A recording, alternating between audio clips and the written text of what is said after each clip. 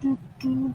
Ba-dum, ba-dum, ba-dum, ba-dum, ba-dum, ba-dum, ba-dum, ba-dum, bum, ba-dum, bum.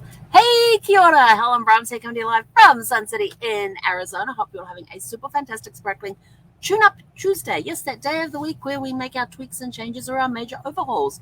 So what tune-ups did you make today in your business and everything else? What tune-ups did I do? I had a crazy day, I have to tell you.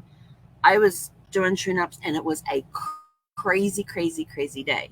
Um, it was I ended up with almost a free morning, but it wasn't a free morning because it allowed me time to make some adjustments to get some stuff done, other projects, working on other projects, which was awesome. Because I wrote a whole bunch of notes over the weekend that I need to give to a project manager, and now I've been busy typing it all up into a format that he can read. Because if I send it to him now, he'll be like, "What the heck is she talking about?" And I looked at my notes and I thought, "What the heck was I thinking?" So, giving it to somebody to try and decipher to do what he needs to do, it was sort of like, yeah, that ain't gonna fly. So, and then but it was a steady day, and it was a crazy day. It was just um, it was just one of those days where things were moving along nicely, and just things were coming out of the blue that you don't normally get to do or see or hear. I got to learn new things today. I was like, well, why didn't I know that before? Why didn't you tell me that before? And it's like, well, you didn't need to know at the time, but you can't think of everything then. And I thought, that's true. When you're learning a system, you can't think of everything. But and some of them you just come along, stumble across them as you're going along. So, and our tell your story question of the day was: would you rather meet your great grandparents or your great great grandchildren? So, how many of you put down for great grandparents, and how many of you thought, oh, I'd like to meet my great great grandchildren? If you live long enough, you may meet them anyway. But me, it was the great grandparents, to go back and spend time with the 6 great grandparents who I never got to meet. I got to meet 2 of my great grandparents. But still, I'd like to go back and ask them questions because I was just a little tyke. I think I was like 10. Hang on. When did Granny pass? She was like 72 or 73. So I would have been about 6 or 7 when she passed. And then Pop went a few years later when I was like 12, I think, 13, somewhere around there. So, I didn't know the questions to ask to get the stories at the time. So maybe go back and visit with them as well. And tonight, I have a really cool question tonight. I have a very cool question. And this one comes from Jack. And Jack is from, hang on, where's my notebook? I got to go look it up to see where Jack's from.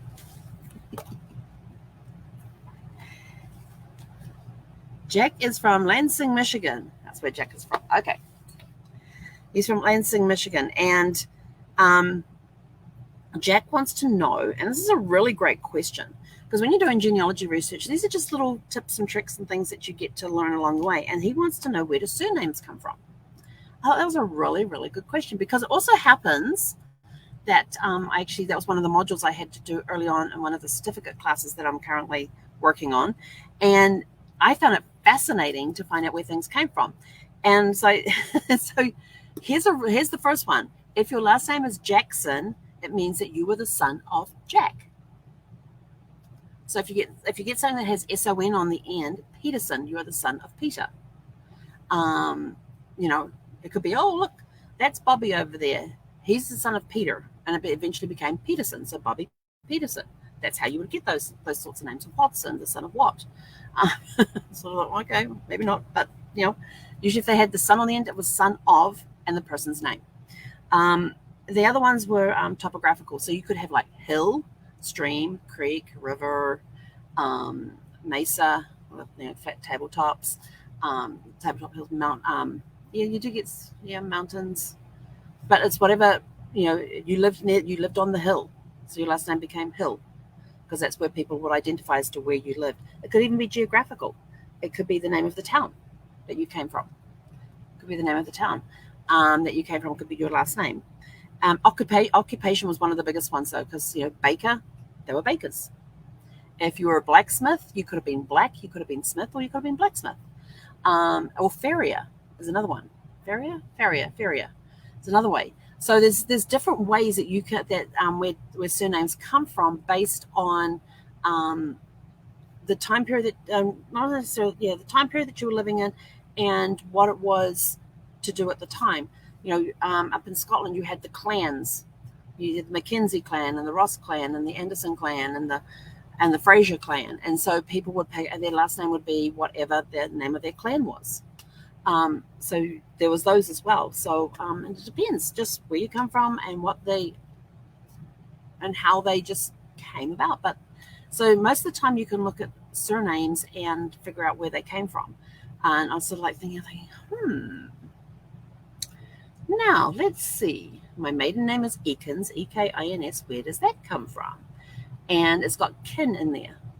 So I'm not exactly sure of the origins of it. We've been told it's British, but I've also been told that there are Vikings involved somewhere along the Ekins line, go if you trace it back far enough. And I was sort of like, and that's been a family rumor for a while. Well, DNA is actually proving that to be possibly true, because I do have Scandinavian blood in my veins somewhere along the way from Norway and Sweden and Denmark.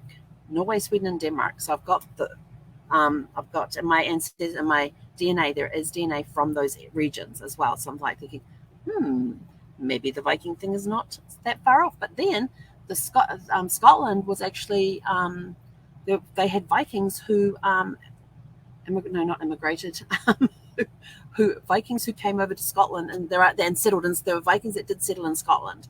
So I'm like, okay, well, I have the Scottish blood in me as well. So, that could be traced back to there as well. So it could actually come from either side of my family, because I have a very strong Scots side on my mother's side of the family. And I have some Scots on my dad's side of the family, but I also have, and so I don't know which side the Scandinavian blood comes in from.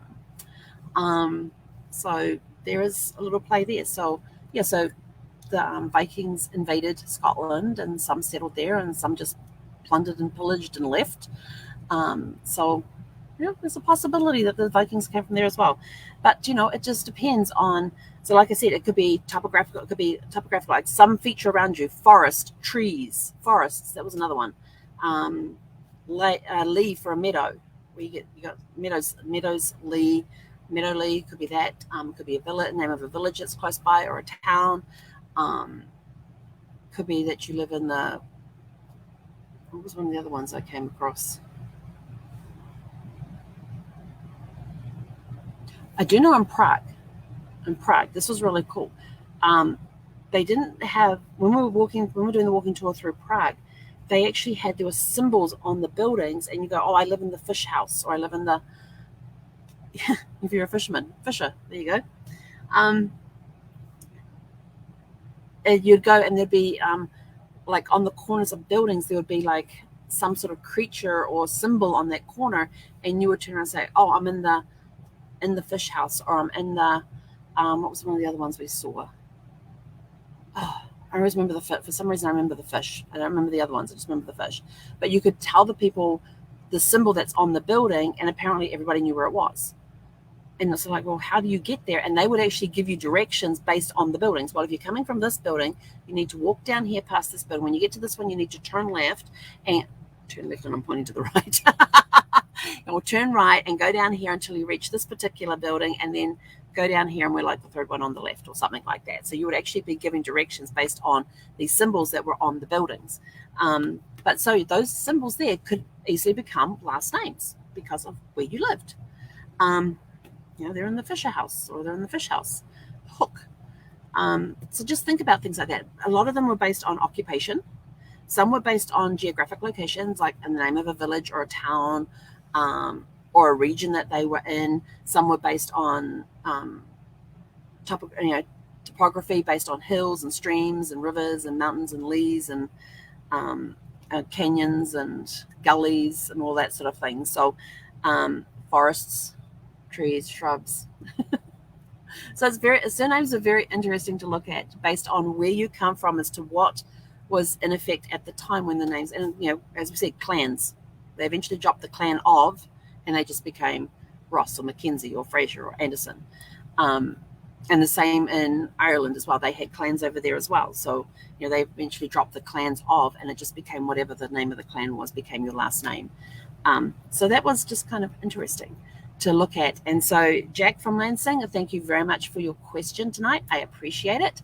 And I hope you learned a little more about surnames. But right now I'm getting the evil eye from a certain DOG that would love to go for WALK. And it's definitely getting dark out there. Ooh, pretty sunrise, pretty sunset. Maybe we'll get a picture of the sunset. So I got to go see if I can get a picture of the sunset, take the dog for a walk. And so all have a super fantastic, sparkling rest of your evening.